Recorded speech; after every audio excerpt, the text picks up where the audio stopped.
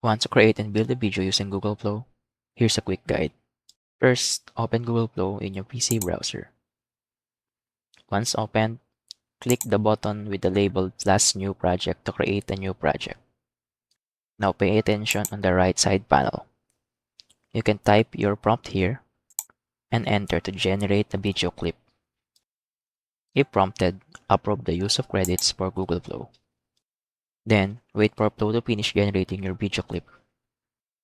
Once it's ready, hover over the video to preview it. Then, click the three-dot icon or more options. Then select Add to Scene and choose Create Scene. Once the scene is created, click the newly created scene and play it to make sure everything looks good. When you're done, click the back arrow in the top left corner. Now you can generate more clips and add them to your scene to continue building your video. And that's it. You can keep adding clips until your scene is complete. If this tutorial helped you, like and subscribe for more quick tech tutorials.